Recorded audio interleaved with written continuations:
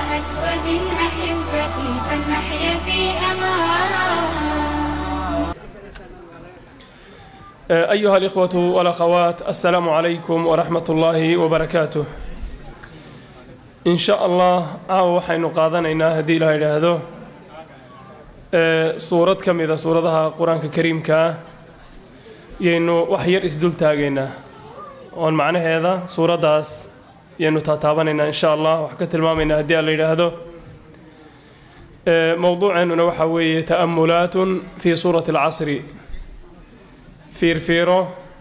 ama eegitaan ku saabsan aan dib u eegayno macnaha ay ku fadhido iyo waxa ay ka hadlayso suuratul casr. Suuratul casri waa suurad aad u yar marka la eego dhinaca aayadaha, isla markaa haddana aad iyo aad u ballaaran marka la eego dhinaca macnaha. Suuradu weyn weeye. Markaynu dhex galno yaynu arki doonaa suuraddu intay la eg tahay iyo weynideeda. marka aayadaheeda yar waxa aad iyo aad u weyn isla markaas macnaha iyo toobiga ay ka hadlayso. suuraddu horta marka koowaad waa suurad makiya ala ra'yi al-jumhur, waa suuradihii ku soo degay Maka. waxa u baahan inaan fahanno markay mufassiriintu leeyihiin suuradani Makay ku soo degtay iyo markay leeyihiin Madiinay ku soo degtay maxaa laga wadaa. ilaan quraanku waa labadaas quraan soo ku soo degay Madiina iyo quraan ku soo degay Maka. quraan loo yaqaano oo saddexaad oo la yiraahdo quraan meel heblo ku soo degay Jiddi iyo Taa'if iyo ma jiro. quraanku inuu yahay Maki oo yahay mid Maka ku soo degay iyo inuu yahay Madani oo yahay quraan Madiina ku soo degay, labada mid weey. maxaa laga wadaa marka suuradani Makay ku soo degtay ama Madiina ay ku soo degtay maxaa laga wadaa? in badan baynu ku aragnay mufassiriinta iyagoo saas leh. qowlka ugu raajixsan markaynu soo ururino aqwaasha mufassiriinta, haddii la yiraahdo suuradaasi Makay ku soo degtay waxaa laga wadaa intii uu nebigu Maka joogay ee uuna hijroonin bay soo degtay. intii nebigu uuna wali hijroonin ee uu Maka joogay ee uunan wali Madiina aadin ayay soo degtay baa laga wadaa. haddii la yiraahdo suuradani Madiinay ku soo degtay waxaa laga wadaa intii nebigu hijrooday ee uu Madiina aaday kadib bay soo degtay. marka daabidka ama xeerka iyo qaacidada ugu muhiimsan ee lagu kala garto quraanka Maka ku soo degay iyo ka Madiina ku soo degay waa ka. hal su'aal baan idin weydiinaya marka bal arrinta dhalinyaradu inay fahmeenayeen kale. nabigu sallallahu alayhi wasallam intabi mayla socoteen horta toobigan ka hadlay. nabigu sallallahu alayhi wasallam wuxuu xajiyay sanadkii 10aad ee hijrada. sanadkii 10aad ee hijrada ayuu xajiyay isagoo nabigu Madiina ka tagay oo Maka jooga ayuu nabigu xajiyay alayhi salatu wassalaam. isagoo Carafa taagan oo xaajiya ayaa waxa ku soo degtay al-yawma akmaltu lakum diinakum. isagoo Maka jooga oo Carafa taagan oo xaajiya oo Maka jooga ayaa waxa ku soo degtay al-yawma akmaltu lakum diinakum wa atmamtu alaykum ni'mati wa raditu lakum al-islam diinan. aayadaas soo degtay nabigu Carafa taagan. haddaad fahanteen aayadaasi ma Maki ba mise waa Madani? ma Makay ku soo degtay mise Madiina? yaa gacanta taagay intiina hor fadhida. haye Madiina ku soo degtay oo nabigu Makku jooga Carafa taagna say Madiina ugu soo degtay بعد الهجرة. الله يفتح عليك صح بعد الهجرة. marka daabidka aad ku kala garanayso waxa laga yaabaa suuradu nabiga Maka jooga intay soo degto in la yiraahdo Madiina ku soo degtay waayo hijrada dabadeed bay soo degtay. wixii hijrada dabadeed soo degay meesha doonaha ku soo dego Madani baa la yiraahdaa. waa quraankii Madiina ku soo degay. intuuna nabigu hijroonin wixii soo degayna waa Maki weey. inta waan haynaa. marka suuratul casr waxay ka mid tahay suuradihii ku soo degay Maka intuu nabigu joogay cahdigii Makiga qabla al-hijra suuradihii soo degay bay ka mid ahay. inta badan quraanka Madiina ku soo degay ee hijrada ka hor soo degay, Maka ku soo degay ee hijrada ka hor soo degay iyo quraankii hijrada dabadeed soo degay توبيغا أي فوكس جريان أي قرآنك وكهد لو ويكو كلا دوينهن انت بدن توبيغا أي سورة ذي مكيغا كهدلان إيا توبيغا سورة ذي مدينة كسو دقا أي كهدلان ويكلا دوينهن انت بدن وحيكو كلا دوينهن وقتي ما كلا جوغي وحي لا دوينayay ee nabigu ka hadlayay ee quraanku ku soo dagayay yaa wuxuu ahaa wixii gaaladii uu nabigu dhex joogay reemaka ay diidanayeen ilaahay inuu kaligii yahay bay diidanayeen nabi maxamed inuu rasuul yahay calayhi salaatu wassalaam yay diidanayeen aakhara in la soo bixin bay diidanayeen in la isa soo nooleynayay diidanayeen janno iyo naar inay jirto la is abaal marin bay diidanayeen sidaa darteed suuradaha makigiihi waxay daweynayeen cudurkaas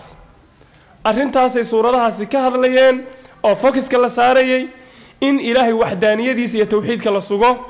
nabigeena calayhi salaatu wassalaam nabinimadiisa in la sugo in is abaalmarin ay jirto aakhira la is abaalmarin doono la is soo noolayn doono janno iyo naari dambayso in la is soo noolayn doono suuradaha maka ku soo degay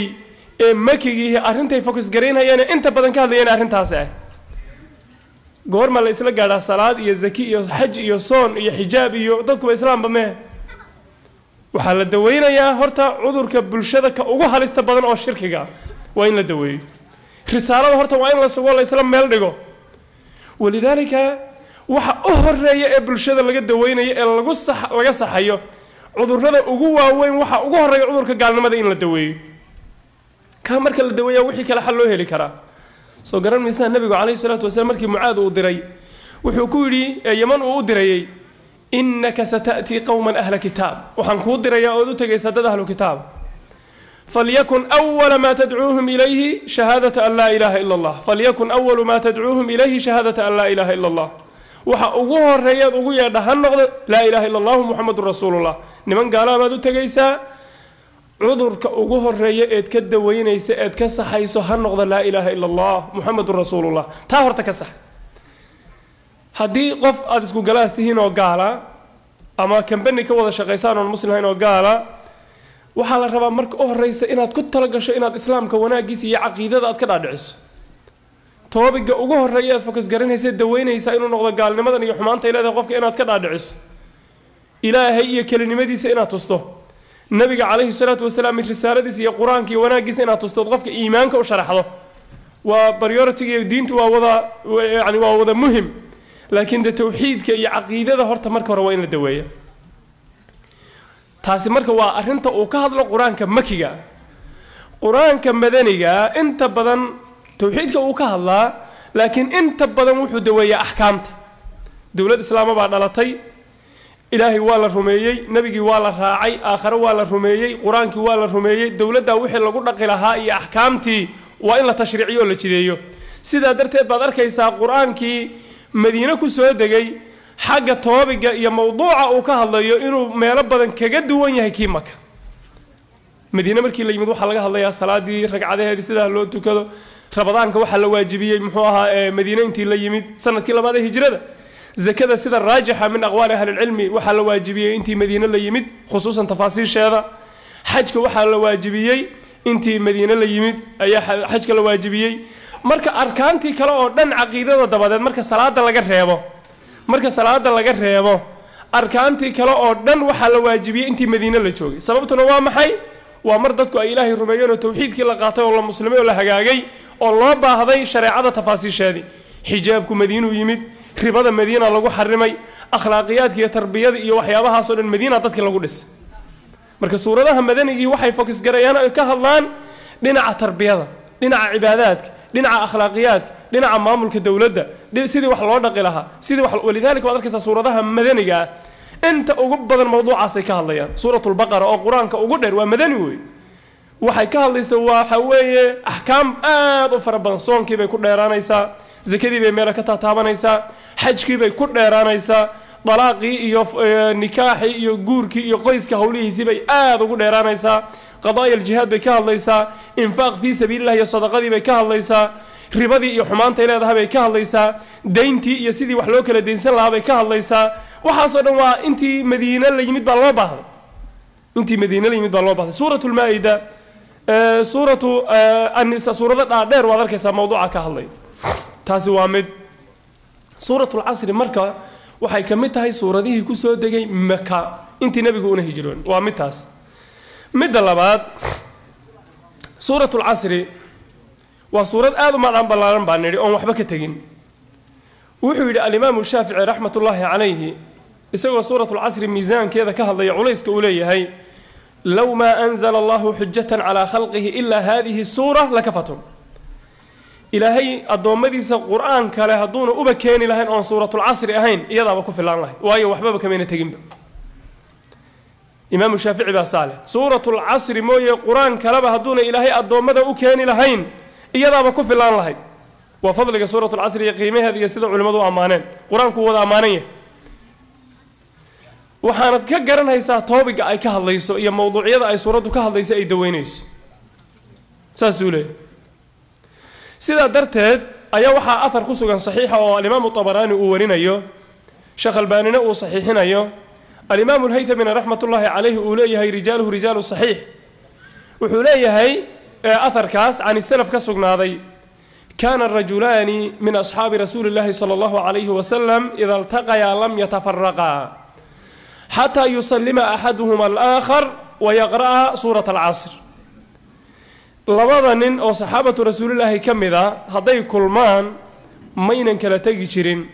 ilaa markay kala tegayaan iska salaamaan asalaamu calaykum calaykum asalaam isdhahaan oo sidaa lagu kala tago midkood uu ku dul akhriyo suuratul casri midka kale wuxuu leeyahay sheekh albaani raxmatullaahi calayhi waxaan ka qaadanaynaa aharka dhowr qodob waxaa ka mid a qodobadan ka qaadanayno inay sunno tahay oo ay fiican tahay oo hadyigii salafka ay tahay marka la kala tegayo horta in la isa salaamo salaantu kuma eka marka la isu yimaado keliya marka la kala tegayana asalaamu calaykum calaykum asalaam in la is yidhaahdo iyo inay fiican tahay suuratul casri inuu qofka kale uu ku dul akhriyo midka kale oo u dardaarmo hadal saddexaad buu raacinayaa oo wuxuu leeyahay sheekhu raxmatullaahi calayhi daa'imidda saxaabadu arrintaa ay daa'imeen waxay ku tusinaysaa buu leeyahay inuu yahay aharkaasi uu leeyahay marfuucun xukman uu ka dhigan yahay sidii xadiid nebiga loo kor yeelay oo kale waxaa jira axaadiista nebiga marka la qaybinhayba waxay leeyihin taqsiimaad dhowra taqsiimaadka axaadiista waxaa ka mid a waxaa loo qaybiyaa mar marfuucun xukman iyo marfuucun sariixan xadiid nebiga laga wariyey oo si cad nebiga looga wariyey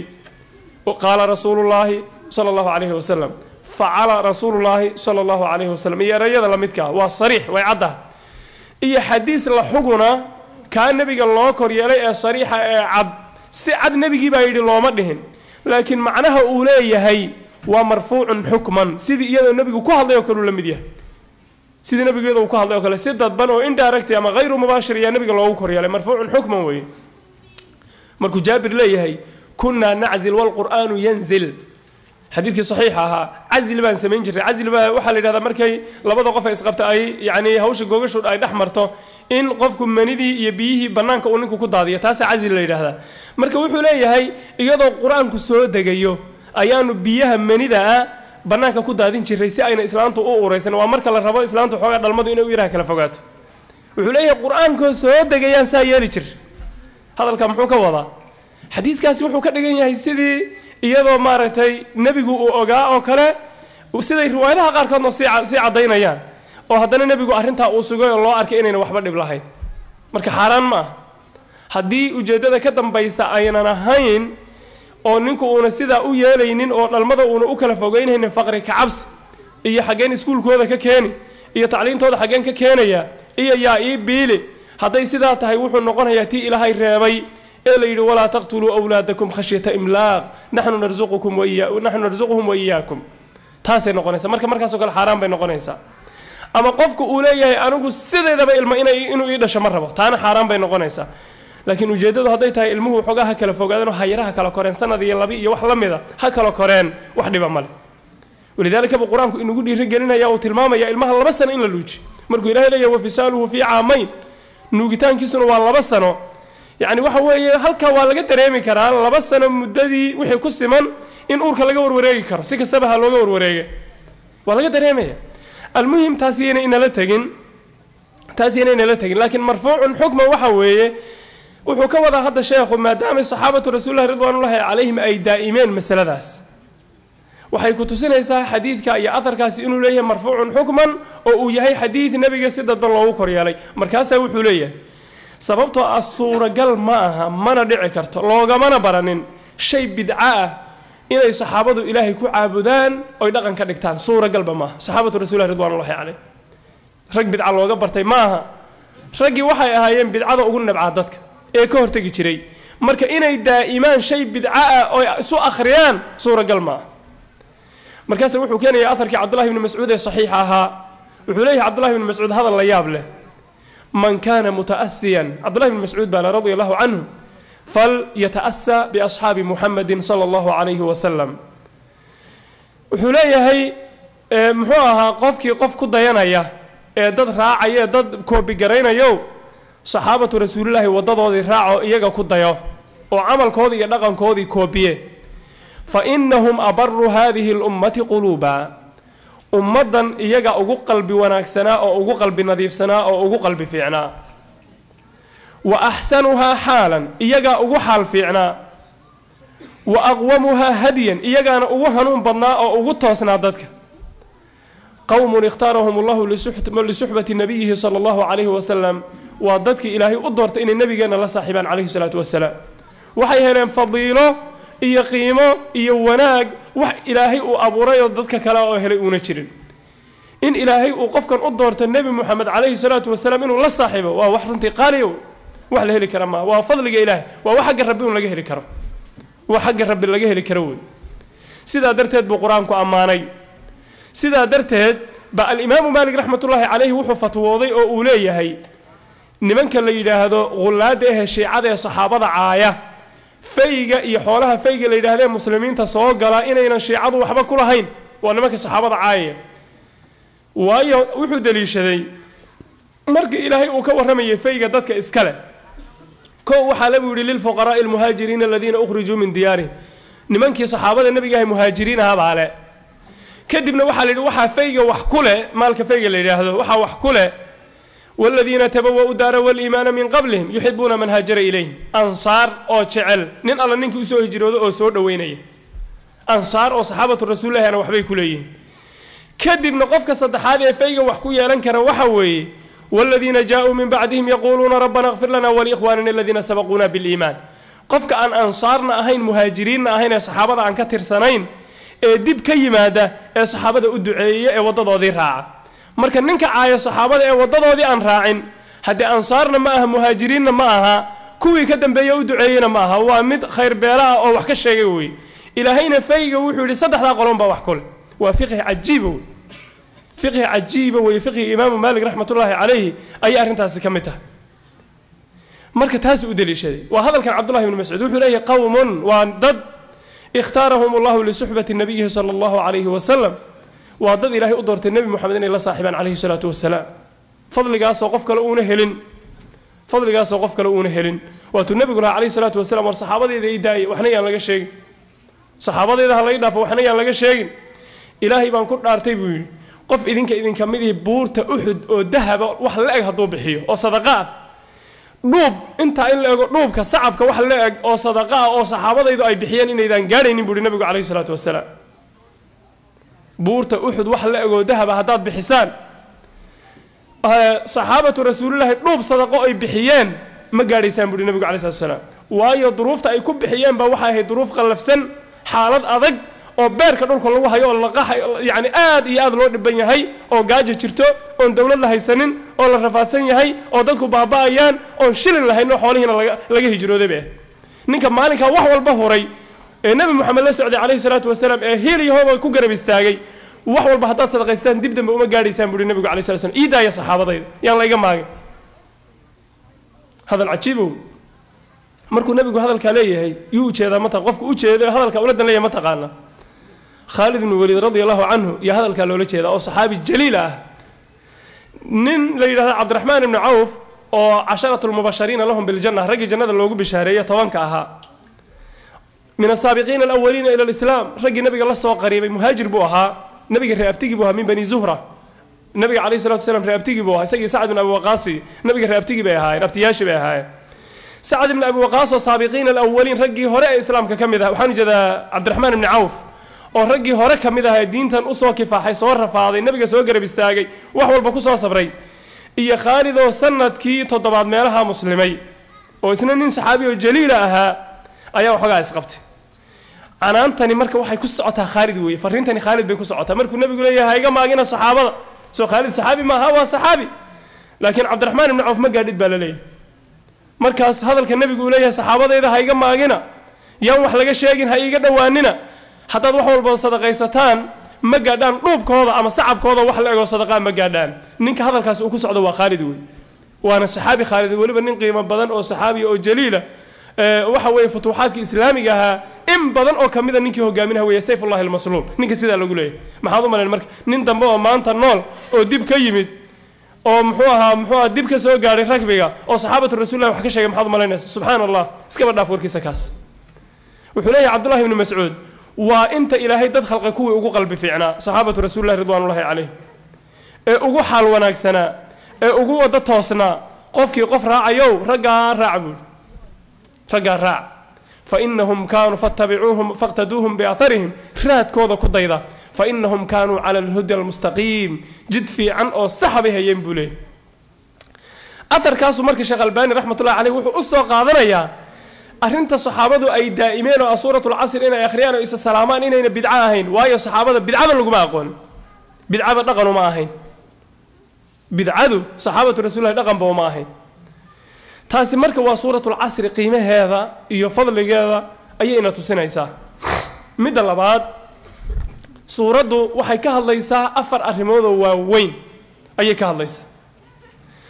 waxay ka hadashay cilmiga iyo iimaanka waa qodob hal qodob isla socdo weey waxay ka hadashay markuu qofku cilmi yeesho inuu cilmigiisa ku amal falo wa amilu saalihaati weey waxay ka hadashay marka intaad cilmi yeelato wa amilu saalihaati aad ku darto oo ku amal fasho qodobka saddexaad al-amru bil ma'ruf wa nahyi 'anil munkar ina dacwada fidiso wa tawaasaw bil haqqi weey wixii aad baratay dadka gaarsii waxay ka hadlaysaa qodobka afraad oo ah kii saddexaad buu ka dhalanaya marka dacwada fidiso ee dadka khayrka u sheegto waxaa kaaga imanaya dib iyo radul ficl iyo reaction baa kaaga imanaya wa tawaasaw bis sabri sabrka in la isu dardaarmo adkaysi loo yeeshabo afartaa qodob markii diintiiba suuradu waxba kama tagin sooma hadayba ka hadashay cilmigii iyo amalkii oo ka hadashay dacwadii iyo al-amru bil ma'ruf wa nahyi 'anil munkar iyo in lagu sabro waxyaabaha dhacaya ee dacwada ka soo gaaraya waxba kama tagin suuradii afartaa arrimood oo waaweyn oo rakiiza oo arkaan iyo qodobo waaweyn oo qodobada islaamka kamid ah bay ka hadashay waxa lagu bilaabay waxayna inoo sheegaysaa suuradu afartaasi inay yihiin afarta qodob ee lagaga badbaado khusraanu dunya wal aakhirah aakhiriya adduun ba khasaaraha yimaada afartaa qodob inay yihiin waxa lagaga badbaado ayay suuradu tilmaantay waayo ilaahay subxaanahu wa ta'aala wuxuu dhaartay ilaahay wuxuu ku dhaartay dhaartiisuna dhaar la'aan iyo dhaarba hadalka ilaahay waa run haddana wuu dhaartay waxay ku tusinaysaa shayga loo dhaaranayo inuu shay adag yahay ilaahay wuxuu leeyahay wal casri casri waxaa laga wadaa hadda timeka waa zamanka hadduu ilaahay shay ku dhaarto waqfada ku jirta waxa weeye hadduu ilaahay shay ku dhaarto waxay ina tusinaysaa shaygaasi qiimaha ayuu leeyahay marka timekeena inaan ka faa'iidaysano oo meel fiican aan gelinno oo fadhi ku dirir iyo turub iyo dumlad iyo ciyaar iyo maalaa yacni iyo waqti lumis aynaan waqtigeena gelinin oo waqtigeena ka faa'iidaysano baa laynagu baraarujinayaa maadaama ilaahayba timeka uu ku dhaartay waayo ilaahay shay qiimo badan buu ilaahay ku dhaartaa timku marka qiimuu leeyahay wal casri buu ilaahay leeyahay zamankan ku dhaartay waxa kaloon ka qaadanaynaa Allah subxaanahu wa ta'aala makhluuqiisa shaygu doono ku dhaaran karaa wa mar waad arkaysaa wal fajri mar waxa leeyahay wadduha wal layli mar waxa leeyahay washamsi wadduhaha mar waxa leeyahay al-amruka innahum la fi sakratihim ya'mahun fa rabbika ilaahi subxaanahu wa ta'aala marna isaga isku dhaaranaya marna makhluuqiisu ku dhaaranaya laakiin makhluuqa uma banaana ahadan Allah inuu ku dhaarto nabigu wuxuu yiri calayhi salaatu wassalaam la tahlifu bi abaa'ikum abayawin ha ku dhaaranina umar aabihi ku dhaaran buu maqlay markaas nabigu wuxuu yiri abayawin ha ku dhaaranina man kaana hanifan falyahlif billah qofkii dhaaran oo Allah ku dhaaro marna wuxuu ku tilmaamay nabigu calayhi salaatu wassalaam halfigu ilaahi gheyrkii oo lagu dhaarto nooc shirkiga inay tahay waa shirki asghar weey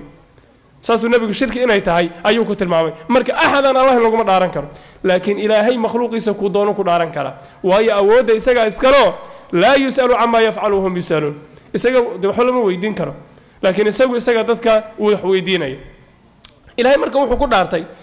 إن الإنسان لفي خسر ددكو سيدودا بوحو ألا ليه خسارة أيي كجران بو إلهي ليه واي خسارين ددكو خسارة يكون أحجران هذا إنه ولا ليال خسارة النقانو إن حوله كدافان وا خسارة وي لكن وا خسارة لغا سو كبان كارو هدي يعني waxa weeye ay ku dhaafto madaxtinimo iyo position aad haysay waa khasaaro laakiin waa wax laga kaban karo hadayba macna leedahay laakiin khasaaraha aan laga kaban karin halista waa ka Ilaahay subhanahu wa ta'ala suuratul asr uu ku tilmaamay ee uu inoo sheegay ee uu yiri dadka khasaaray ee akhri adduunba ku khasaaray waa kuwa afarta qodob ee soo socota laga waayo qofkii iimaan laga waayo ama amal saalix laga waayo ama al-amru bil ma'ruf wa nahyi 'anil munkar laga waayo ama sabr iyo adkaysi dacwada iyo dhibaatooyinka uu ku sabran laga waayo qofka inta laga waayo qofka khasaaray weey qofka khasaaraha ka badbaadayna waa qofka afarta qodob laga helo ayaa khasaare ka badbaaday marka khasaaraha dhabtii waa ka weey inta tilmaamaha laga waayo ayaa khasaare dhab taasa khasaare dhab waati Allah subhanahu wa ta'ala قل إن الخاسرين الذين خسروا أنفسهم وأهليهم يوم القيامة ألا ذلك هو الخسران المبين قفك تعامكي بأي قيامة خساري وقت وحول بأي كلمين وحوي قفك النفتي سخساري ملح النفتي سدقي قفك سخساري بإلهي سبحانه وتعالى قفك سخساري ومن الناس من يعبد الله على حرف فإن أصابه خير اطمأن به وإن أصابته فتنة انقلب على وجهه خسر الدنيا والآخرة ذلك هو الخسران المبين خسارها دبتا كاوي marka afarta shay ee khasaaraha laga badbaado bay suuradu mid u soo qaaday ko illa alladina aamanu wa in iimaan la helo horta iimaan wa in la helo waa qodobka ugu qaalisan qofku ilaahay iimaan siiyana faqad uutiya khayran kathiran wax weyn baa la sii soo garan misan walaalahay xadiidkii nabiga kaleey salaam xadiithul bitaaqa qof baa imanaya qiyaamada markaas wax khayr oo shaqaystay loo waayay mar malaha naarta la rabay in loo qaado ya waxa la arkayaa bitaaqa yar oo wax ugu qoran yihiin kaar yar oo laa ilaaha illa allah ugu qoran tahay markaas waxa la isku miisaamayaa tawxiidkiisa iimaankiisa laa ilaaha illa allah iyo waxa la isku miisaamayaa wixii kala dhibaha laa ilaaha illa allah baa ka xoog badnaanaysa iimaanku waa qaali laakiin wuxuu u baahan yahay in wax la raaciyo iimaanka markaan taariifino arkaan buu leeyahay arkaanta shan kamid hal aayad baa lagu sheegay mid kalena waxa lagu sheegay suuradaha kale iyo xadiidka nabiga kaleey salaatu wasalaam shanta arkaanul iimaan lixda arkaanul iimaan shan kamid hal aayad baa israacaysa fi suurati al-baqara laysa al-birra an tuwallu wujuhakum qibala al-mashriq walakin al-birra man amana billah wal yawm al-akhir wal malaa'ika wal kitab wan nabiyyin shantaas aynu hayna halkee baa inaga maqan arkaanul iimaanka وبالقدر الإيمان بالقضاء والقدر وبالقدر خير وشر حديث جبريل وكدر يبقى نجمع قسمة كان صورة لها كلية وحكدر حديث النبي عليه الصلاة والسلام مرك أركان الإيمان كاوي إيمانك إلا الذين آمنوا للي هرت أركانت إيمانك وين لهلا إيمانك نوح ككوبية صدح ركني أما صدح قلب صدح شيء ككوبية كو هرت الله إن لهلا إقرار باللسان عربك إن لك هذا لا إله إلا الله محمد رسول الله أي دين تلو قلا marka waa in lagu hadlaa horta haddaan lagu hadlin oo qofku yiraahdo may ana bilif garaysan waxa qalbiga ku jira anaga iska dhaafa waligiina laa ilaaha illa muhammad rasuulullaahi oo la dhehen muslim ma waa inuu tawxiidka ku hadlo way hadduu muslim yahay waa inuu ku hadlo laa ilaaha illa allah muhammadur rasuulullah tawxiidka waa in laga helo iqraarun bil lisaan waa in lagu dhawaaqo wa tasdiiqun bil jinaan qalbiga waa inay ku jirto arintaas oo qalbiga uu ka rumaysan yahay halka waxa ka baxaya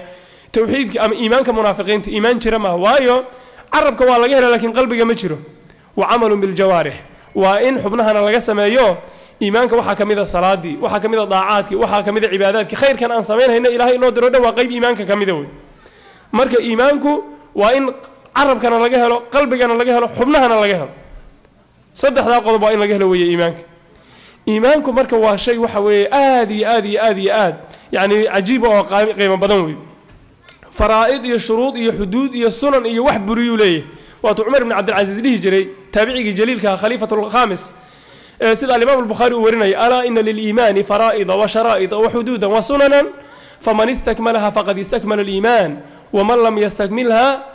falam yastakmil al-iiman wa in a'ish fasaubayyinuha lakum hatta ta'malu biha wa in amut fama ana ala suhbatikum biharis ساسو لي عمر بن عبد العزيز رحمه الله تعالى خامس خلفاء الراشدين إيمانك وحوليه فرائض إيه الشروط إيه حدود إيه سنن إيه آداب إيه وحلقوا إلاليه ولقوا دوره قفك إلاليه وقف إيمان لقى هلي قفك وحا بريه كو عيارنا إيمانك سيو بري haddaan sii noolaado dadka waan u sharxayaa haddaanan sii noolaanina anigu naftayda ma hanto oo dee ma sii celin kara buu leeyahay marka aad buu una ziyaadaa iimaanku wuuna nusqaamaa moor adaaca samaysa iyo cibaado salaadaada iyo soonkaaga iyo quraan akhriskaaga iyo sadaqadaada iyo xajkaaga iyo birul waalideynkaaga waalidka ood baarin u noqoto iyo qaraabadooda xidhiidhiso moor aad badiso iimaankaagu uu badanaya moor aad waxyaabaha yariso salaadaada iyo sadaqadaada iyo quraan akhriskaagii ay yaraadaan iyo waalidka ood baarin u noqoto iimaankaagu yaraanaya ilaa marka dambe lagaba yaababa inuu sidaa ku baaba'aabo quraanka ina tusinaya iimaanku inuu ziyaado oo nusqaamo liyazdaada alladhiina aamanuu iimaanan innahum fityatun aamanuu birabbihim wazidnaahum hudan فأما الذين في قلوبهم فأما الذين آمنوا فزادتهم إيمانا وهم يستبشرون إيمان بيكون يساب على ليه مرك إيمان كو زيادة يزيد بالطاعة وينقص بالمعاصي طاعة إلهنا وكو زيادة معصيتنا وكو يراده مرك إيمان وين له نبينا صلى الله عليه وسلم وحي نوت المامي إيمانكو إنو يهبدع وسبعون شعبة نور إيا تضباطا فرق إنو ليه أعلاها لا إله إلا الله وحا أقصر هي انتبه هل كان وحبا لقى بين كوي ديو إيمانك وحا أقصر هي بيقول النبي عليه الصلاة والسلام إن لي هذا لا إله إلا الله لقوها الله وأدناها إماضة الأذى عن الطريق وحا أقوها سي إن شدك قشنك لقى نظيفيه والحياء شعبة من الإيمان إن لح الشوضنا وقيب إيمانك كمل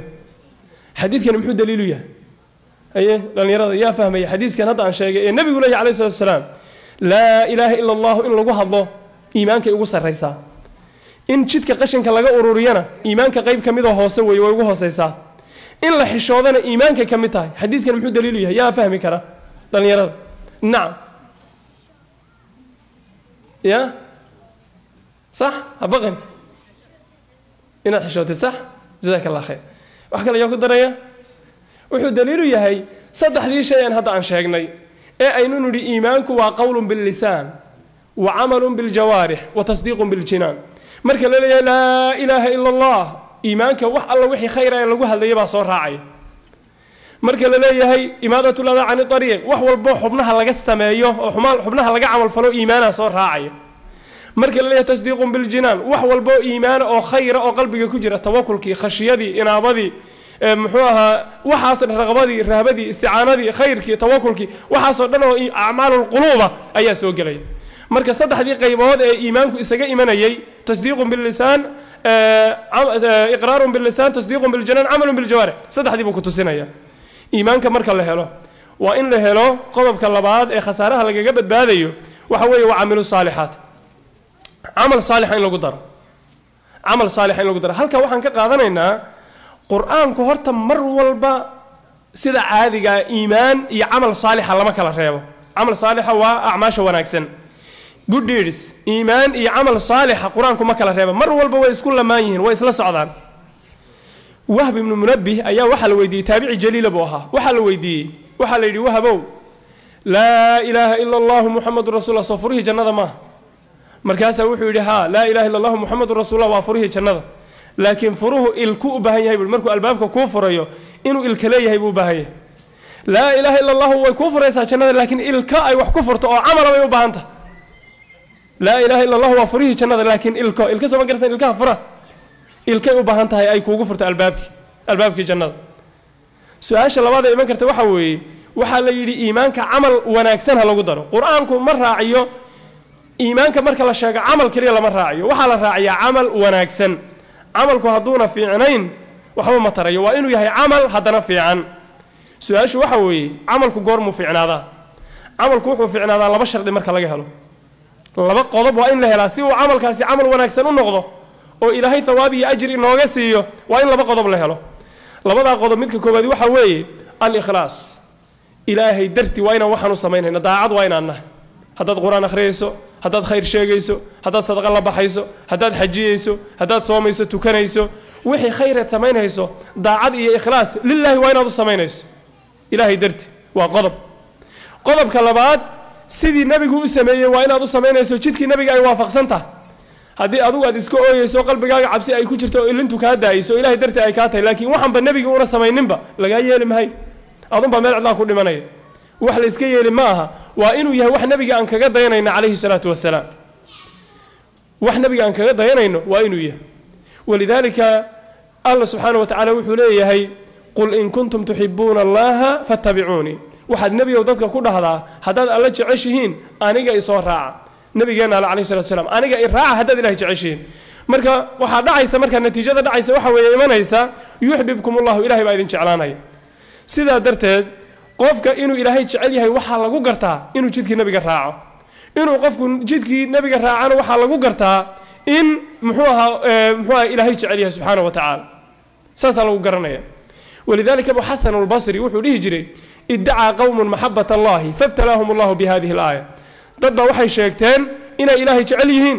aayaddanaa lagu imtixaanay gebigoodiiba aayaddaasa imtixaan lagaga dhigay waxaa la yidhi ilahay ma jeceshiin haa aye jidkii nabiga raaca saasaaba laydinku garanaya warku wuuba dhan yahay maxaaba hadalka loo badinaya haddaad ilaahay jeceshiin dariiqii nabiga raaca calayhi salatu wasalam warkaa dariiqii nabiga hala raaca laakiin inaad bidca ku dhimato oo waxbaan akhri oo mawlid baan dhigi aad dhahdo oo wuxuuna nabigii samaynin aad dhahdo muxuu ahay aniga ilaahay ku caabudaya adunbaa meel cidlaa ku dhimanaya xoolahaagana meel aan jirin ha ku khasaarinin camalkaagana adigana meel cidlaa ha ku dhimanin ha noqonin kuwii ilaahay yidhi qul hal nunabi'ukum bilakhsariina acmaalan ma idiin sheegaa kuwa ugu khasaaraha badan dadka aladiina dalla sacyuhum waa kuwa camalkoodii lumay fi lxayaati dunya adduunyada oo daalay wahum yaxsabuuna annahum yuxsinuuna suncan isla markaa isu haysta inay waddo fiican hayaan qof ka khasaaro badan oo ka khatar badan ma jiro qof rafaaday oo isu haysta inuu saxsan yahay haddana wixiisii ay zero yihiin oo jidkii nabiga ay khilaafsan yihiin calayhi salaatu wasalaam aan ka fiirsanno walaalayaal ayuha alikhwa aad iyo aad aan uga fiirsanno waxaan ilaahay ku caabudayno subxaana wa tacaala aan ka fiirsanno waxaan ilaahay ku caabudayno wixii nabiga calayhi salaatu wasalaam uu inoo jideeyey ayaa laga lug bixilaya markaasaad arkaysaa waa doqontii xaabada qaadi weyda ee mid kale ku darsatay wixii nabigu inoo jideeyey ilaahay inoo diray baa la dhammayn la'yahay oon la wada iman laana markaasaa wax kale naftu kaaga dhacaysa caawo o dhan uu ku soo jeedayaa qofka wuxuu leeyahay cabdullahi ibni mascuud waa saxaabi jaliila wey ayuha annaasu ittabicuu walaa tabtadicuu faqad kufitu war jidkii nabiga raaco bidcada iska daaya intaasaa idinku filan intii nabigaa idinku filane taasaydaan kaba dhammaanaynine intaa ha lagu ekaado marka labadaa shardi aayaddii allow lahaa subxaanahu wa tacaala tabaaraka aladii biyadihi lmulku wa huwa calaa kulli shayin qadiir alladii khalaqa almowta walxayaata liyabluwakum ayukum axsanu camalan aayaddaas ilaahay geeridiiyo nolosha ayuu abuuray si uu idiin imtixaano ayukum axsanu camalan ka idinku camal fiican waxay yidhahdeen ka idinku camal fiican labadii qodob baa meesha ku jirta camalku wuxuu fiicnaadaa wuxuu leeyahay fudayl ibni ciyaad raxmatullahi calayhi wuxuu leeyahay markuu fasiraya aayaddaas ayukum axsanu camalan akhlasahu wa aswabahu qofka waxaa la soo saarayaa oo aayaddu ay ka hadlaysaa camalkiisu uu yahay khaalis daacad uu yahay lilaahi uu yahay wa aswabahu camalkiisuna ugu sawaabsan yahay oo jidkii nabiga waafaqsan yahay waxay dhihi jireen salafkii qofku markuu camal samaynaya laba su-aalood baa hortaala laba su-aaloodoo waaweyn baa camalkeenna hortaala labadaas su-aaloodna waa in xal loo helaa markaan camalka samaynhayno lima iyo kayfa lima iyo kayfa waxa weeye mid waxay su-aal u tahay lima ikhlaaskii bay su-aal u tahay oo horta maxaad camalkan u samaynaysaa hadday noqoto lilaah ilaahay darti camalkaasi waa ikhlaas kayfana waxay su-aal u tahay in jidkii nabiga uu waafaqsan yahayoo sidee baad u samaynaysaa waa inay jawaabtu noqoto sidii nabigu u sameeyey calayhi salaatu wasalaam marka camal walba oo la samaynayo labadaas su-aalood baa hortaala lima iyo kayfa marka waa muhim weeye ila aladiina aamanuu وعملوا صالحات سيدا درتد بقرانكم مر والبا إسراعيا مكلا هران الإيمان والعمل الصالح مركا قضب كلابات خسارة الدنيا مد آخر لقى يبد بادو والعمل الصالح قضب كصدح هذه وحوي وتواسوا بالحق إن حق الله يسو شاقه الأمر بالمعروف والنهي عن المنكر وي ومبدأ عظيمة وين ومبادئ الإسلام ككمل وأنا مبدأ الدين تلقفها فيه الدين تلقف فيه مبدأ الدين تلقوا في ذيوي إن حق الله يسوع شاقه وأنا كي إلهي سبحانه وتعالى أنبياء والله صادري وكإلهي إنجن إنجو أمانة يستي إلهي سبحانه وتعالى وإنجو يدي لتبيننه للناس ولا تكتمونه إن ننقرن وإذا أخذ الله ميثاق النبيين لما آتيتكم من كتاب وحكمة ثم جاءكم رسول مصدق لما معكم لتؤمنن به ولا تنصرنه وأنا كأنبياء إلهي رسوشيس إلهي وكلاب اللمي إنجن لإنجو أمانة يستي waxa aan garanayn inaan dadka u sheegno nabigeenu uu yiri calayhi salaatu wassalaam نبينا أوليه عليه الصلاة والسلام بلغوا عني ولو آية هل آياتنا ها أهات دتك خيرك إيا إيمانك إيا طاعة إيا وناقة دتك إيا قادسي هل آياتنا ها أهات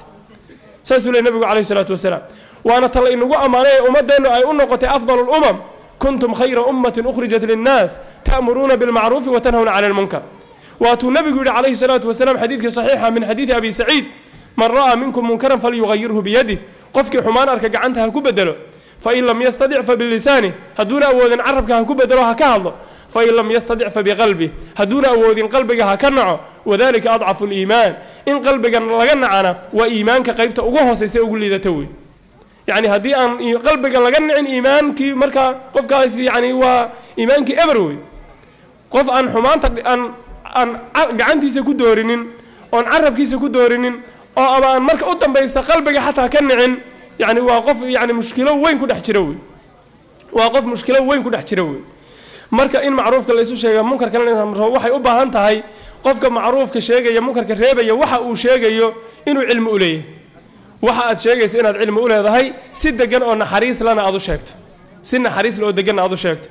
أو قفك أد مسج كي فرنت هذا أتجالسين يسوي سد جن أو نحريس إن أضو شاكت طريق النبي عليه الصلاة والسلام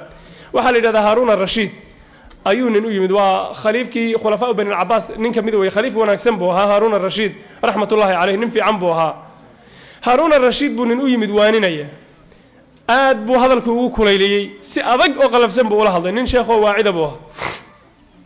مركز أوحى كل نية هو إلهي سبحانه وتعالى ورت واحد شيء سوحه وحفي عن وأنا هذا ونكسن لكن إلهي وحود دريب للنبي موسى نبي هارون أذيك أنا ويكافي عنايم بول nin fircoon la yidhaahdo dhib badan baa loo diray aniga uu iga xumaa buuli maadaama la diray rag adiga kaa fiican oo loo diray rag aniga iga xun saasay tahay baa ilaahay wuxuu ku yidhi buuhi faquulaa lahu qawlan layinan hadal dabacsan oo naxariis la fircoon ku dhaha markaad la hadlaysaan marka wuxuu niyow si fiican oo tartiiba wax igu sheeg waayo kuwii sidaa lagu yidhina adiga ee la dirayna way kaa fiicnaayeen kii lalahaa hadal fiican ha lagu yidhahdee rususha loo dirayna aniga uu iga xumaa fircoon buu ahaa buuhi haddana waxaa la yidhi buu yidhi si dabacsan oo degan oo naxariis la ula hadlo wuxuu yidhi haygu maarata si degan ila hadal nin sheekhaba isaga laftiisa oo faqiih nin sahal ma ahayn haaruun arashiid marka waxay u baahan tahay message-kaaga markaad gudbinayso si dabacsan oo naxariis soo garan maysaan ninkii acraabiga ahaa sidaadabana nebigu sal ly slam wuxuu yidhi rifqiga iyo naxariista shay haddii ilaahay uu geliyo uu qurxiyaa uu hagaajiyaa naxariista iyo dabacsanaanta haddii shay laga dhex saarana shaygaasi wuu kharimaa nin acraabiya waatu masaajidka ku kaja waad garanaysaa nin muslina oo fiican oo daacad iska oo laakiin aan aqoon lahayn oo miyi ka yimid yaa masaajidka nabiga soo dhex galay calayhi salaatu wasalaam waad garanaysaan xadiidkii masaajidkii buu kaadi ula fadhiistay masaajidkan ixtiraamkiisa iyo hadda cilmi ma leh xurmadiisa iyo ma garanayo waa nin daacad oo wanaagsan laakiin aan garanaynin masjidka iyo ixtiraamku mudan yahay inaan lagu kaajin iyo ma garanayo saxaabadii intay xanaaqeen yaa ninkiibaa waxa weeye qayle iyo canaan iyo faraha lala aaday nabigu calayhi salaatu wasalaam ilaahay qadarkii nabiga aaga ka dhawaa wuxuu yidhi laa tusrimuuhu warkaadii ha ku goynine kaadii horta ha dhammayste ha ku goynine daa yidhi nabigu calayhi salaatu wasalaam ninkii kaadidii buu dhammaystay kaadidii markuu dhammaystay ninkan iska ramiye buu ahaa waxaad ka garanaysaa hadalkuu dhihi doono markaasaa wuxuu yidhi markuu kaadidii dhammeeyey allahuma arxamnii wa muxammadan walaa tarxam macanaa axadan ilaahay ow aniga iyo muxamed noo naxariiso qof kalena ha u naxariisanin buuli raggii kale ku qaylinaya dhibee gacanta saaray buu ka hadlayaa waayo waxaa dhici lahaa qodobo fara badan ninkan haddii masaajidka lagu dhex dili lahaa isagoo kaadida wada horta waxaa laga carray wax ka daran baa dhici lahaayoo kaadidu hadda hal meel bay ku dhacaysaa laakiin 10 meelood iyo intaas oo meelood bay gaadhi lahayd oon xalna looma helen waxaa laga carray oo hal meeloo lagu kaajay imse meelood bay gaadhi lahayd ninka haddii burhka lagu boobi lahaa meel walba masaajid ka mid a kaadi baa gaadhi lahayd ta labaad difaac buu geli lahay qudhiisu rag buu waxyeelayn lahaa تصدقات وانين رمي ودين تكون عصبة إنه بعرّو جور ولا وتذكر محاها هنا ماشى بس كي عرّا دع لها سما ويدعي كرله مركز النبي صلى الله عليه وسلم واتيوا لها يعني وحوي إنكم بعثتم ميسرين ولم تبعثوا معسرين ورنا دبع إنسان وضد سهلا أن حريص الآتين بإلهي أمضى إذن كدرة وأمضى إذن كسر صار حكوا أتكيننا معاذ محوها يا أبو موسى مركز النبي يمن أدري واتيوا لها بشرة ولا تنفرة ويسرة ولا تعسرة وتطاوع ولا تختلف تذكروا بشارية يعني وحويها عيننا وفضيلية حكوات كيننا إسقاطيعة أو هاي خلافنا دين تسيدتها الشيء هكلا غش هكلا خيان لكن قاب كذا شيء يسقابنا حريص لو دبع سنها هذا مركز هذه لقاقة خير هذه كلنا الدذا تاو مركا وتواصوا بالحق إن حق الله يصدر دارمه ومبدأ الأمر بالمعروف والنهي عن المنكر إن معروف كلا إسفره حمانت إيا منكر كان الله إسكرهبا أي آيات تلماميس وأنا قضب وين وين waxaa kaloo muhiima shayga maadada marka aad garanayso inaad cilmi u leedahay waayo waxa la yiraahdaa faaqidu shay la yucdi maadada aad sheegaysa hadaadan cilmi u lahayn hada inaad wax hagaajiso iska daayo lugtaad ku walaaqaysa waad sii kharibaysa soo garanaysa rag saxaabada kamid ah xadiidka abi daawud xasanka rag saxaabada kamid oo duulaana ayaa waxa ku jira nin dhaawac madaxa dakhar iyo dhaawac uu kaga yaala halis ah habeen ciidankii oo socda ayuu ninkii isku junubay janaaba ka timid wuxuu u baahday inuu tukado raggii buu weydiiyey wuxuu yiri nimayow dakharkan xunna wuu igu yaala dhaawac baanahay waa dakhar maskaxda gaadhay weey oo nabar xun baa ku yaala waana qabow baa dhacay dhaxan baa jirta haddaan maydana wuxuu maxaan sameeyaa markaas waxay dhaheen inaad maydhato mooy xal kale kuma hayn biyihii buu ninku isku shubay laftii iyo dakharkii halista ah biyihii barafka ku dhaceen bartii buu ku dhintay nabiga arrintii loo sheegay calayhi salaatu wasalaam markaas wuxuu yiri qataluhu qatalahumullah إنما شفاء العي سؤال إلهي هدي لنك ويدلين هدينا أقول الله إن دتك كلا أقول تلم حي ولا تسمع وين أويدين ويبر النبي عليه الصلاة والسلام وإلهي وحليه فاسألوا أهل الذكر إن كنتم لا تعلمون مركب ما دد إن العلم بضل هذا هي قسم معها مركب حق دتك وشيء لكن قلبك أثرت إن شيء وين تسقي جرنيس بوينتك أثرت إن شيء هذا بوينتك كلهم بها هذا يسقي وين تسقي كرتون سيسح أو تقام ولذلك الله سبحانه وتعالى واتيولها نبي كلها عليه الصلاة والسلام قل هذه سبيلي أدعو إلى الله على بصيرة وحد كل هذا النبي عليه الصلاة والسلام وحد كل هذا وحن إذن كويريا شدك إلهي بن إذن كويريا على بصيرة يعني على علم وحجة واضحة أيضا وحي إن تسنى يسال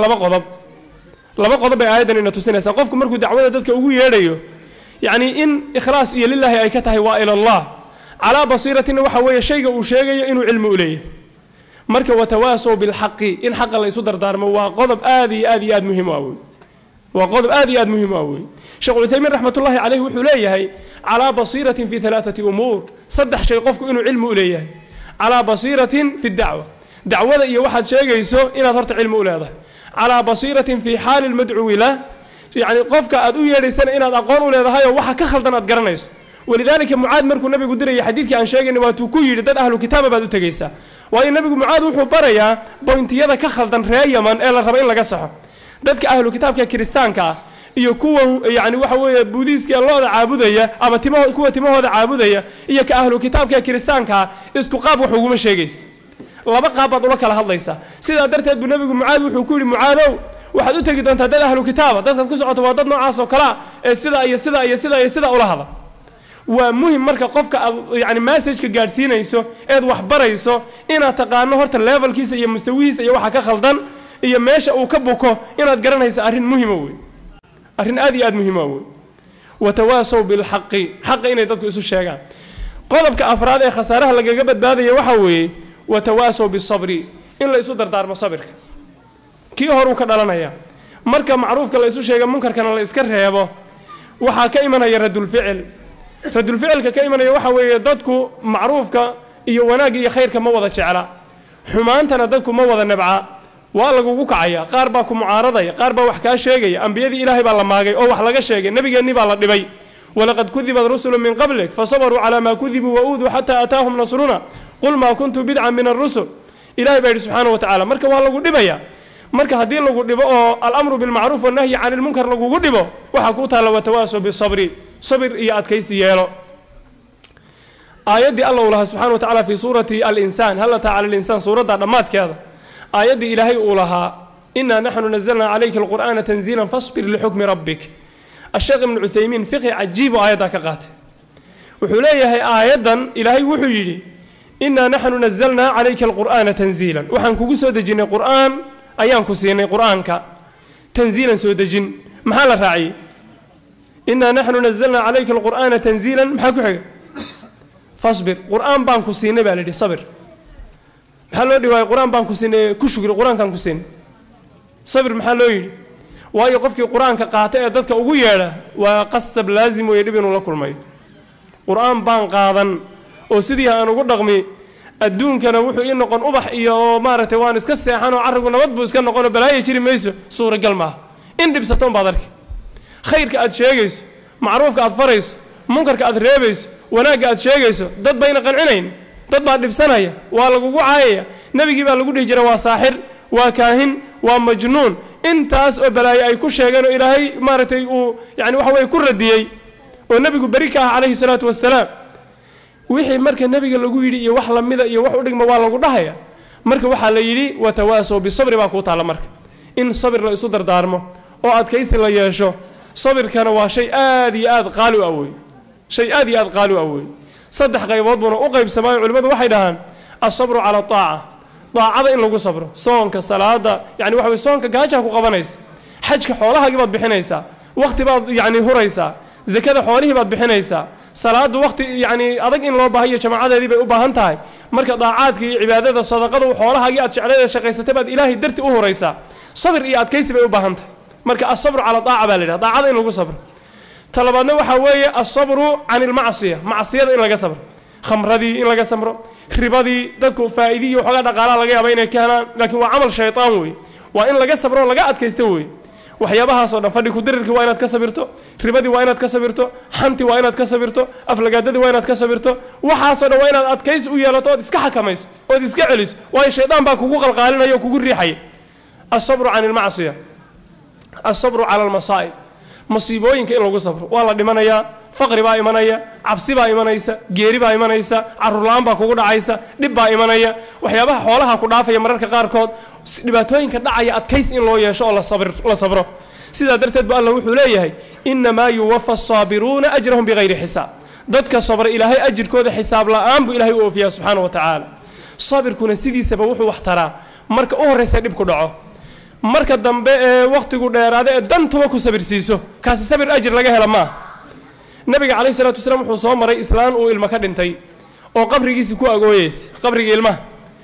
mayna garanaynin inuu nebigii yahay calayhi salaatu wasalaam islaan muslimada bay ahayd laakiin inuu nebigii yahay mayna garanayn nebigu intuu agmaray baa wuxuu ku yidhi ittaqi illaah ilaahay ka baq waltaxtasib yacni ajir xisaabso ilaahayna ka baq sabir adkaysi yeeluu nebigu ku yidhi calayhi salaatu wasalaam markaasa waxay ku tidhi ilayka canii falam tusab bimusiibati ororeda dhaaf bay tiri waxay u dhacay kuguma dhicin inuu nebigii yahay garan mayso markuu nebigu waxa muuna dhihin namanaad saa leedahay waxba nebigu ma jawaabin nebigu aad iyo aad iyo aad buu u dulqaad badnaa aad buu u naxariis badnaa aad iyo aad buu dadka ugu welwel laqad jaa'akum rasuulu min anfusikum casiizun calayhi maa canidtum xariisun calaykum bilmu'miniina ra'uufu raxiim shakhsiyad wuxuu ahaa ilaahay naxariis geliya subxaanahu wa tacaala aan faqri ka baqaynin qof walba u naxariisanaya gaalada intay soo marti galaan yuu nabiga wax walba siin jiray calayhi salatu wasalaam nin gaala habeen nabiga soo marti xadiidku waa fi saxiixi muslim nabigana riyaa u xaraysnaa ribaa loo lisay markii ridii loo lisay baa haddana waa la arkay ninka inayna ku filaynoo ri kalaa loo soo lisay tu saddexaad tu afraad tu shanaad tu lixaad tu toddoba malaha 7 meelaha markii la marayo 7 ahayd qiyaastii buu ku dhargay nabigu wuxuu arkay ninkani sida nabigu sacrifice-ka uu sameynayay sida uuna waxbaba u reebin waa nin gaalo wey oo nabigu marti geliyay calayhi salaatu wasalaam waagu markuu baryay nabiga dhaqankiisii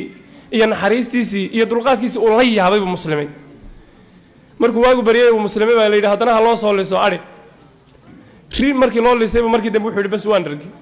markaas xadiidkii sababku ku yimid saasuu ahaa nabigu wuxuu yidhi sal mu'minku hal mindhicir buu wax ku cunaa gaalkuna 7 mindhicir buu wax ku cunaa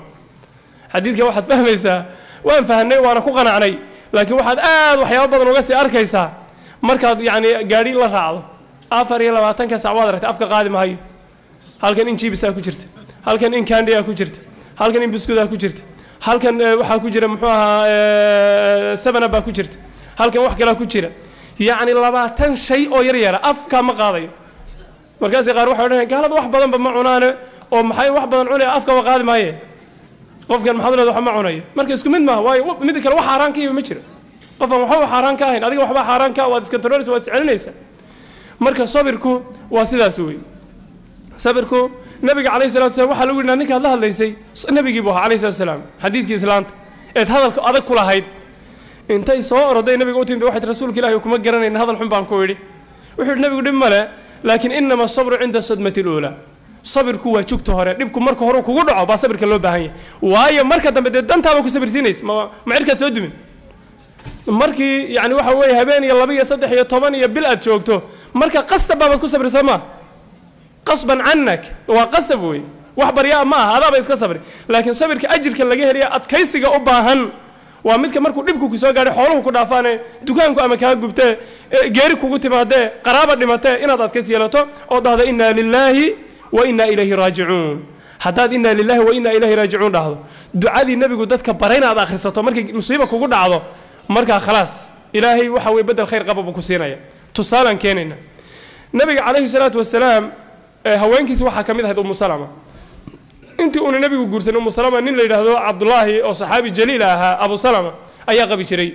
نين أبو سلمة اللي هذا أي غبي شري وجريودي أبو سلمة نبي وحي كبرتي إن اللي هذا مرك جيري كقبسته اللهم أجرني في مصيبتي هذه مرك جيري كقول عضو إلهي ومصيبة أجري جس وخلفني خيرا منها وحكى خير بدن الله يقول بدل دعادي مرك دعادي أين ولي آخر السنة بوحنا سلبيتي نن أيوش عشاء قيمة بدن وها يعني رجع خيارتها كمل وحنا سلبيتي أبو سلمة نك كقيمة بدن ذي الواي قلبي أنا سكير بيت حتى نروح يسكوق عن عسي كل نك قيمة بدن الواي دعادي النبي يا آخر سطو دعادي بيا آخر سطو واحد اللهم أجرني في مصيبتي هذه إلهي ومصيبة أجري قسي وخلفني خيرا منها إله وحكى في عني يقول بدل دعادي بيا قبل يكون على ويا آخر سطو مدة للشوقي مدمر كيلو جوي عددي كبح هذه مدة كسورت النبي محمد صلى الله عليه الصلاة والسلام الله أكبر صوح الله يابل ما مركب ماشى وح الله هاي يعني مركب دعاء آخر سنة يسمعشوا إلهي وحكى كاني وحي أرض هيستيه في أنا وحكى في عن ماشي إلهي كاني سجى يقال ولله خزائن السماوات والأرض والله يعلم وأنتم لا تعلمون إنه حموجن إلهي بكيد والبمال وجرا سجى هيا سجى كسين أدو الدعاء إيه صبر كذي أتكيس كذي تاسع إنك إن لو قد بولا له مرك أفرتها غضب سورة العصر وسورة العلوم شرح هذا أنت كتب على قارئ آد بوجبل عليه دينتي ودم بين وحبك تجي أفرت الشيء مين كأهي تلمانتين وأفرت الشيء خسارة الدون يمدك آخر لبضب لجيجبت بعد فلاح يلي بانت آخر يتأدون باللجوهر وحوي والإيمان إلا الذين آمنوا علمي على الصعد هل كوح على الصعد إيمانك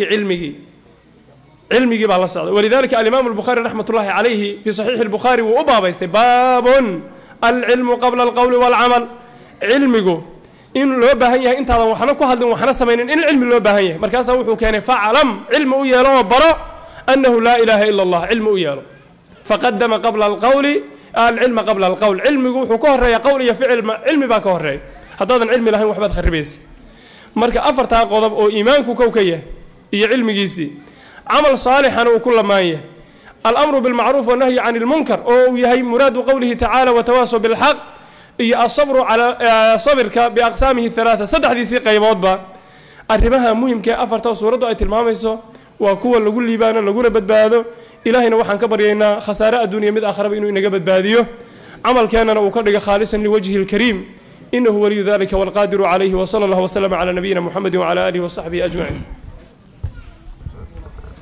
جزا الله خير الجزاء إلهي سبحانه وتعالى خيرها وقعب المريا الشيخ عبد الله إبراهيم إسماعيل حاضرadaas aadka u qiimaha badan runtii walaalayaal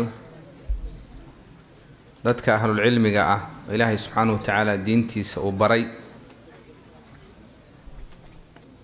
marka ay leeyihiin culimadu ha laga agdhowaado waxa laga dhagaysto waxa laga akhristo waxaad arkaysaa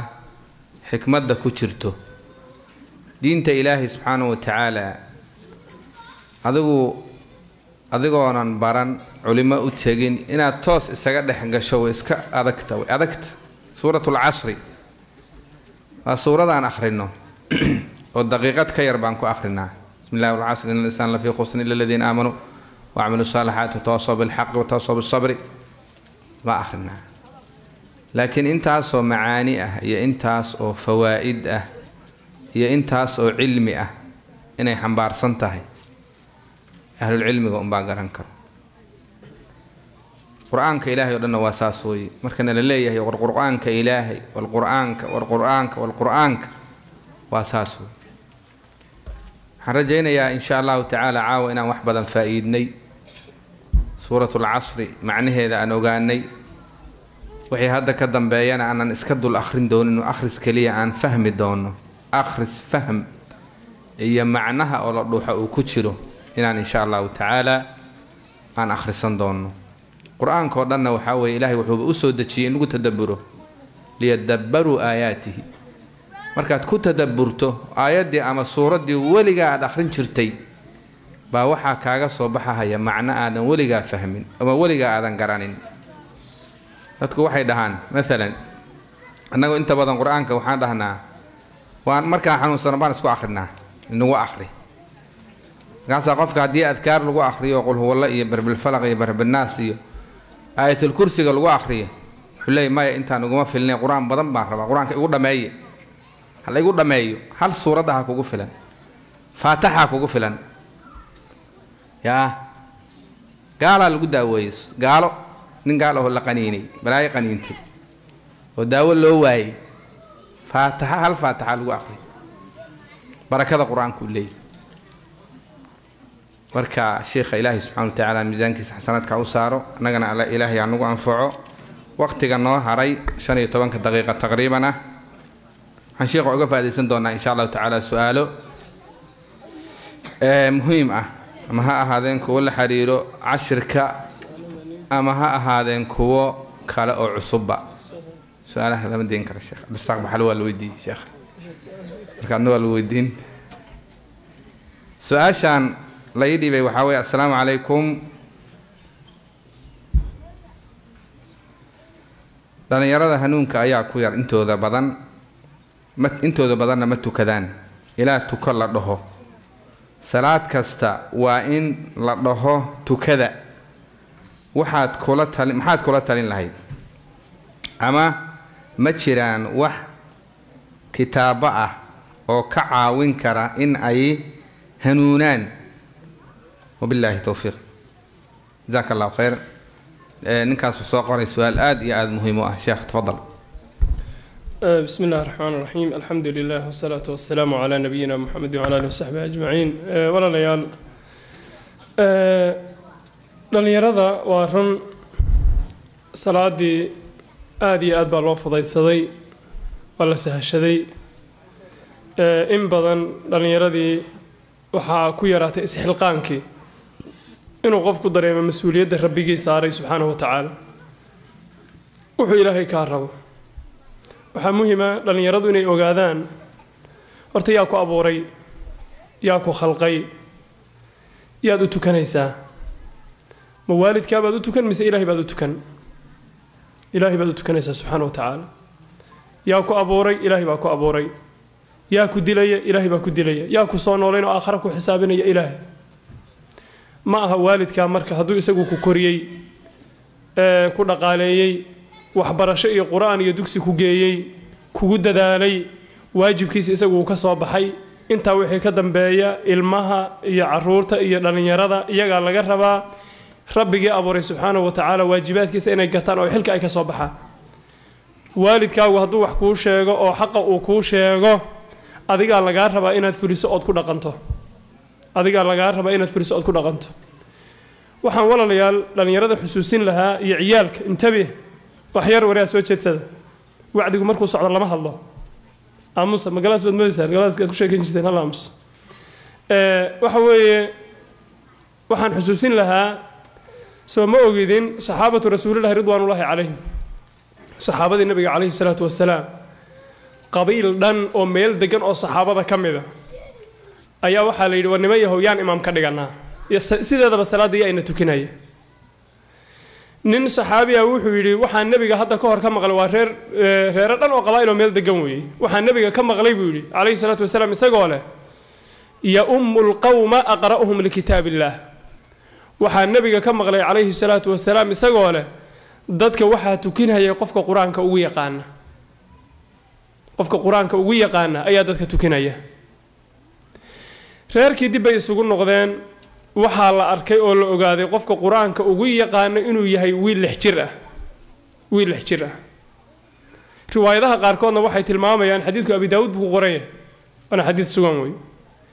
riwaayadaha qaarkoodna waxay tilmaamayaan inuu 7 jir ah عمرو بن سليمة الجرمي ومجلس عمرو بن سليمة الجرمي وحال يري والنبي هدو سايد أدونا توك قبيل كده الناب إمام النقضي وويل يرو الحجرة روايتها قال كنا إليه واتدو بشير محول الله يلكم وتيستي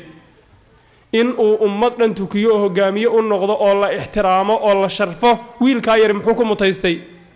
دين يا قرآن يا إيمان يا وحى وحنبار سنيه بكم متيستي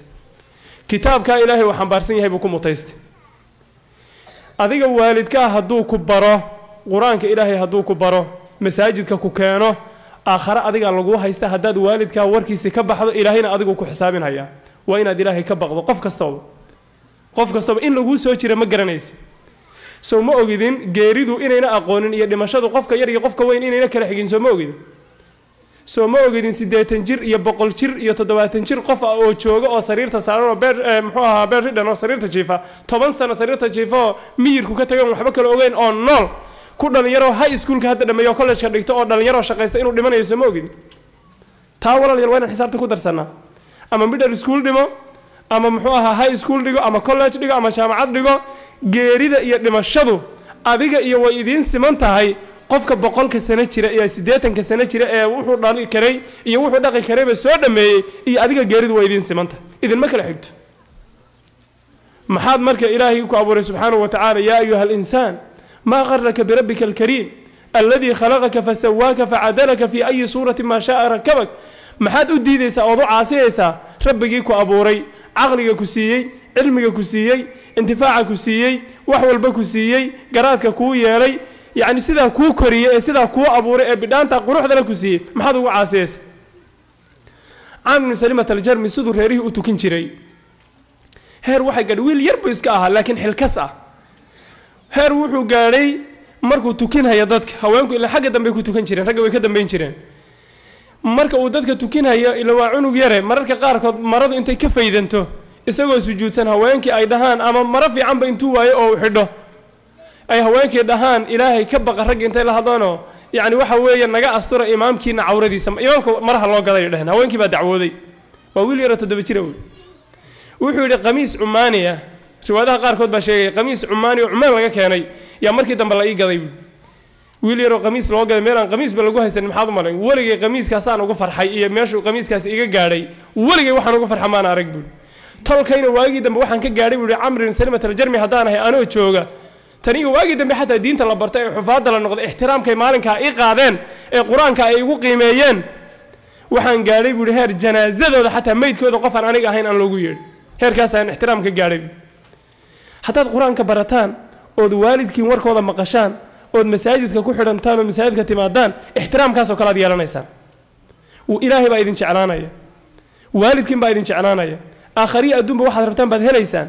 داد قول يستيقظ في عم بعض نقونيسان خسارة ويهدو والدك اسكول كوجيو أو دوكسي كوجيو أو صلاة أو كبرة أو كوسو شقيو أديك هنا أتراعضو داد إلهي كو كفرية أو قالا دغن كود أتراعضو خسارة وي أدون ميل قاري ميسر آخرين والقوع عذابية هل يسوي waxaa raba marka salaadu la ilaaha illa allah muhammadur rasuulullah kadib shayga labaad way nabiguna kaleey salaatu wasalaam wuxuu yiri qofka iyo gaalnimada waxaba u dhaxeeya salaada haduu salaada ka tago qofku uu gaaloobaya ilaa 6 aayadood ama 5 aayadood oo quraanka kamida waxa laga qaadanayaa oo tilmaamayaan taariikhda salaadku inuu gaal yahay waa laga wada fahmaya ilaahay wuxuu leeyahay waaqiimus salaada tukada wala takunu min al-mushrikiin gaalaha noqonin وأقيموا الصلاة محل يسرع عي شركي إيو محوها صلاة ولا تجي إيو شركي محل يسرع عي وأقيموا الصلاة ولا تكونوا من المشركين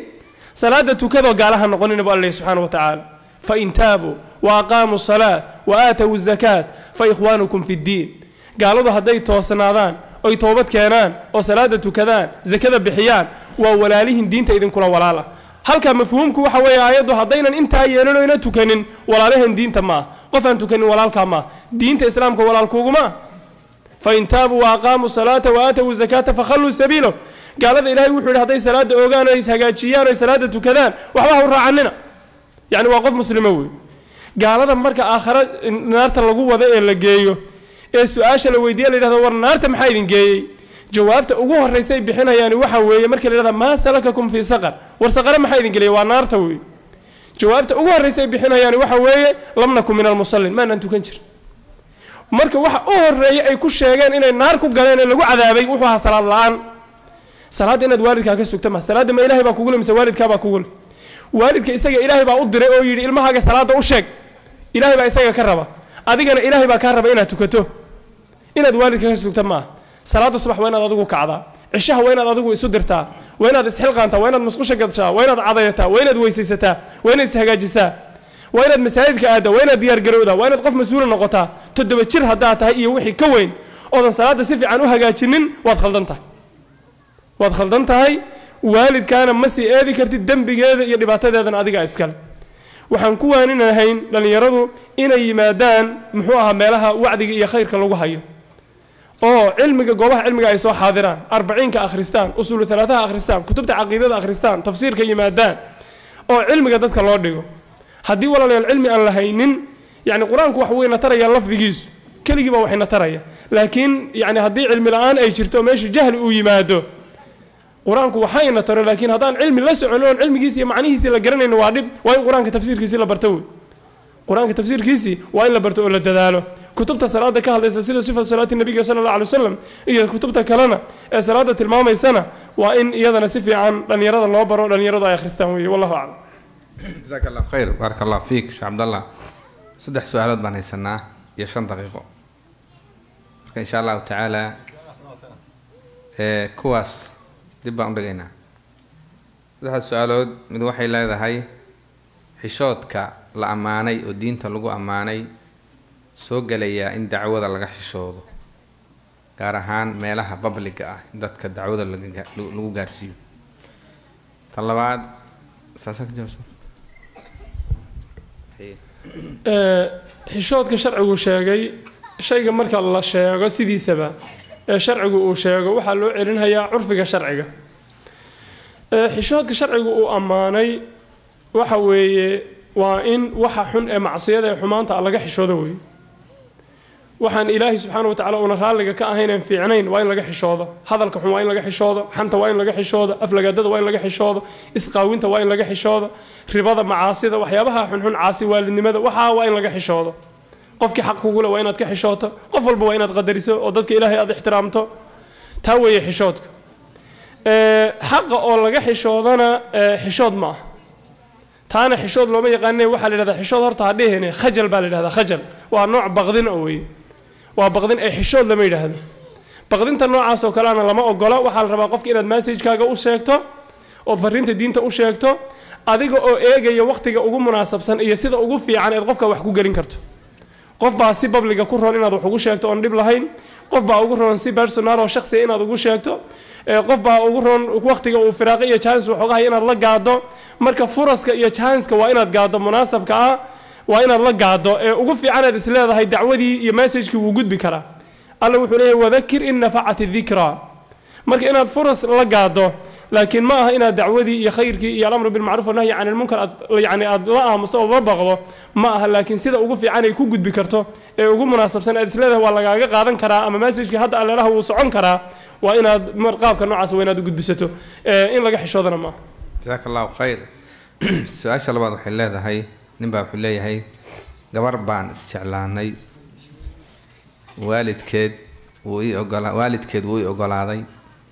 laakiin waalidkay baa ii diiday qabiil dartiis kadibna waan meher xaday meherkaas ma saxba mise sax ma aha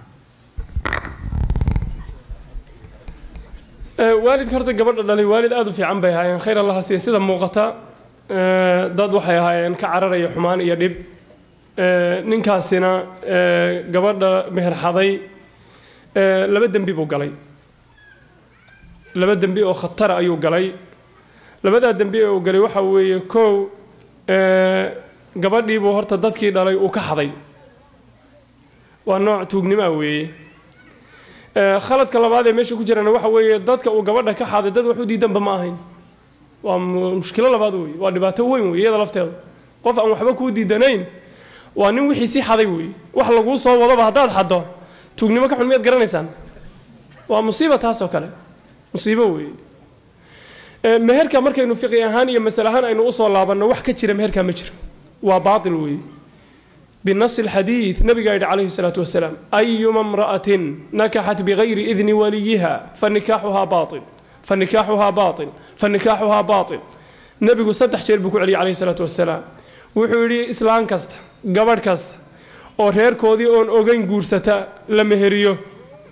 reerkoodii oon fasixin oon ogeyn guurkeedu waa waxba kama jiraan guurkeedu waa waxba kama jiraan guurkeedu waa waxba kama jiraan nabiga yidhi calayhi salaatu wasalaam waa xadiid saxiixa wey sidaa darteed binasi hada alxadiid guurkaa wax ka jira ma jiro haba yaraate waa baatil weeye haddaad is aragteenna ood reer iska dhigateenna ilaahay ka baqa halkaa ha ku ekaata arrintaas mar dambe yayna soo dhicin waayo reer isuma tihidin ilaahayna isuma kin bannaynin waana xaaraan ninka wadaadka ee hawshaa sameeyey ee dadka noocaas ee xatooyada ee يعني تهريب كقبل اللي جسمي شيخ مهرنا ينا إلهي سبحانه وتعالى هكبق ظلم يجريم وقلي دولة الإسلام هذه جرتنا سجى هو لقى قبل الهواية وننتك تهريبنا يوم ننتك تهريبنا يوم حمان يدي بعتكوا قلقلنا يقفك شعر ولا لا يلمان تواي أنت أنا نينونا إن قبل الله درنا أما قبل عندنا نيجو مشرو قبل يوسو كوريي ننك شعر واي ما أنت إن لقى حظه ننك شعر واي ننك شعر مشر النبي يقول صلى الله عليه وسلم ننك آخرهم يسن يا إلهي وحديث مسلم كقرنوي dadka ha kula dhaqmo sida isagu uu rabo in loo dhaqmo sidaad rabto in lagu dhaqmo dadka ula dhaqan waxaad rabtaa gabadhaada in laga soo doono in lagu weydiisto oo lagu ixtiraamo oo gabadhaada aad meel ku ogaato haddaad saar rabto gabdhaha dadka adiguna ka doon dadkii dhalay oo hagaaji oo waji wanaagsan kaga doon dadka wax dhalayowna marka gabdhaha laydinka soo doono si sharci oo wanaagsan iyaduna u guuriya marka dadka wiilka iyo inta lamidka waxaan kula talin lahaa horta mar dambe gogol iyo reernimo ha isu arkina waayo waa xaaraan wadadaan isqabin baa tihiin kuna noqon reerka gabadha muxuu ahaa reerkii dhalayo ee min jadiid uga doono ka guurso wali sharciga way ku furan tahay inaad ka guursato ilaahina uu toobad keena diidada waalidka waxa la eegayaa haday tahay mas'alo sharci haday tahay hadii waalidku gabadha uu kugu diidayo khalad gabadha uu ku og yahay reer dhaqasho xumo iyo dhib xagga gabadha ama reerka gabadha dhalay inaan lala xidhiidhi karin mesela waxay dhici kartaa reer kulul inay yihiin aad u dhib badan oo wiilka hooyadii iyo aabihii iyo ama qof ka midii aan lalaba noolaan karin waa iska suuragal weeye hadday adiga kuu naxayaan oo adiga kaa fikirayaan inay kuleeyihin war gabadhani cilladaasay leedahay 1 2 3 4 wax kuu sheegayaan war ma hawshan ma soconayso waa inaad waalidka taladooda yeesho waayo waa kuwii heerkaa kusoo gaarsiiyey inaad gabadh guursateed gabadh damacdaba kuwii kusoo gaarsiiyey wey maxaad ahayd shalay kuwa wey laakiin haddii ay fiican tahay oon cillad kale iyo sababtu ayna sidaa ahayn oy tahay ree hebel weeye dee waalidku way khaldan yihiin waalidku arrintaa way ku khaldan yihiin uma diidi karaan xaqna uma leh inay wiilka qabiil gabadha ugu diidaan iyo in gabadha wiilka qabiil loogu diido taas iyadu sharci ma aha lamana ogola wayna ku khaldan yihiin wallahu aclam su-aasha u dambaysa jazaaka allahu khayran text message baa laygu soo diray wuxuu leeyahay mawlacayaasha ma lagu tukan karaa magaalada haddaad joogtid mise masjidkaa fiican masjidkana inoo faahfaahi xadkiisa mawlac ma lagu tukan karaa mawlac iyo masjidka keebaa fiican dee gabayga abshir bacdaad ina xusinaysaan baalmulan yaa masjid ka dheeraaday oo mawlac ka hinraagay masalooyina garanayaan marada yaa saaray muftiya xaqiri jaahil iyo madaxu soo dartay gabayga noocaas ah marka mawlac iyo masjid dee farqi baa u dhexeeya adaaba kala saarayba adiga laftaada kala farqiyey masjid iyo mawlac way kala duwan yihiin xagga salaadana way ku kala duwan yihiin xagga axkaamtana way ku kala duwan yihiin xagga salaada way ku kala duwan yihiin oo dee masjid waxa weeye waxaan u fahmay mawlucu horta inuu yahay meel ama meelaha makhaayadaha iyo loojka iyo guriga qolada yar oo masjid aan loogu talagelin guriga ku dhex taalla iyo yacni salaad express meel lagu tukado salaad degdeg oo dadka emergency-gii u socday iyo safarkii iyo qof yani hawl degdeg ay haysata baa ku tukada iyo qof culus oo isqaadi waayo qaab noocaasa baan u malaynayaa inay tahay laakiin meel asal ahaan masjid loogu talagalay ma aha oo masjid sideedaba masjid ahaan oo waqafa ma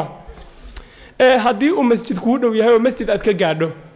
haddaad masjid ka gaadho